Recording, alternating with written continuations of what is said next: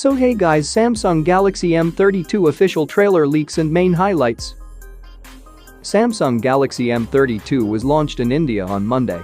The new Samsung phone will come with specifications including a 6000 mAh battery, 90Hz AMOLED display, and a MediaTek Helio G80. As far as the cameras are concerned, the Samsung Galaxy M32 on the rear packs a 64-megapixel primary camera, an 8-megapixel camera, a 2-megapixel camera, and a 2-megapixel camera.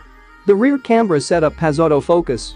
It sports a 20-megapixel camera on the front for selfies. The Samsung Galaxy M32 runs One UI 3.1, is based on Android 11, and packs 64 GB of inbuilt storage that can be expanded via microSD card with a dedicated slot.